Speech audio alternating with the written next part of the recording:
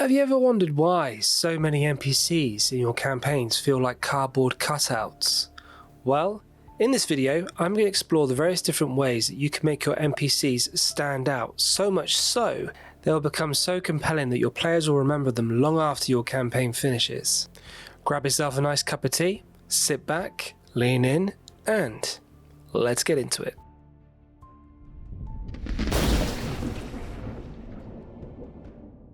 So why is it then that some NPCs become legends and others just fall flat? There's a number of different reasons.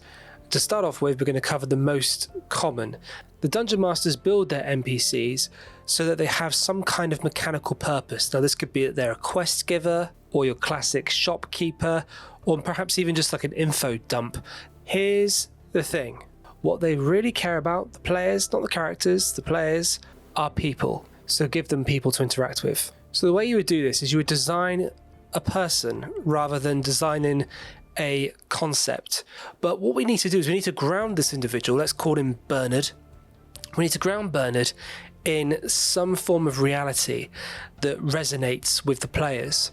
And he comes over to them, he's like, "Oh, excuse me, sirs and madams, can I ask for a little bit of coin, please? I'm ever so hungry and I could really use some food. I've got a family to feed back home and they're starving."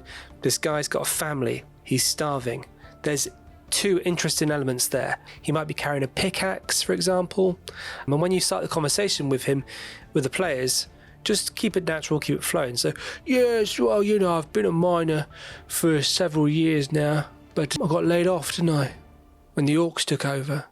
So relevance creates care. That's really the key message I'm trying to portray here, is that he's relevant to the story. He's relevant to the players because obviously they're heroes and they want to save the day. So this is really comes down to the art of defining detail. Now, what I mean by that is you could give off a whole load of monologue about this character, about this NPC. All your players are feeling is this massive barricade of words that you've put up in front of them. Instead, try to isolate some key details in the NPC's backstory so that the players can have something to latch onto. So really, in one sentence, what you want is a habit, some kind of sensory detail that will go on to paint a larger picture of Bernard's life and his goals and dreams. Bernard's a great guide. He can guide them through the mines. But he also has a family, the people he wants to feed. So maybe the players are going to be generous and charitable here. So when portraying your NPCs, we often fall into our safety net of accents that we're comfortable doing. So mine, for example, would be Northern England. I'm always falling into Northern England because I saw a very funny meme about a woman that she smiled with her lower teeth. And that whole idea of lower teeth really kind of stuck out for me. In fact, I think I watched a politician recently do a speech. As he was speaking, I noticed that he speaks and shows his lower teeth quite a bit. Now, I kind of show my lower teeth quite a bit, probably because of the angle of this camera, but you can see I've got my bottom canines here are quite prominent. However, this politician spoke like this. "Thank you. The problem with this government is there's too many governments governing right now." So straight away you've got an interesting experience because you've created a whole different movement and sound among your sort of inside your facial features. There's a different movement and you're also creating a different sound. So straight away the face, your neck is tipped back, your head is coming forwards like this. So you could say that the person that's talking is quite a proud man or lady, quite a proud individual, and they've got their jaw, so you've got a bit of an underbite going on like that. There's a bit of an underbite, but yeah, overall it's quite a good one to do.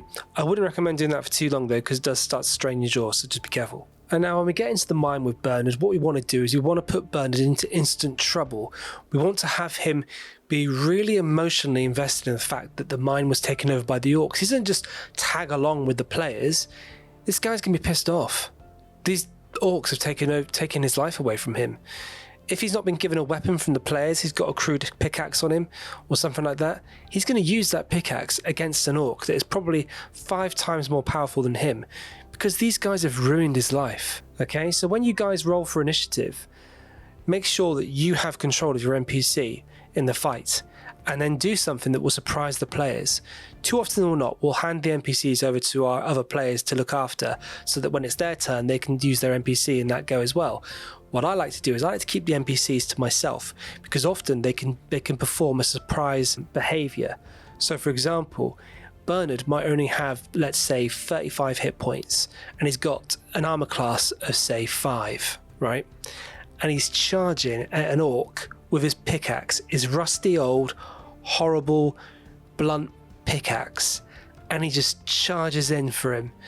The orc grabs him, okay, in a reaction because he's moving so slowly, and kills him. He kills Bernard. Now, straight away, hopefully as you're watching this, you have an emotional response to that.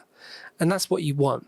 You want to have built the NPC so much so, not with just a load of words and stuff or any of that nonsense. You want to build the NPC so much so that you have created a well-defined character that when they die, they matter. Their death matters.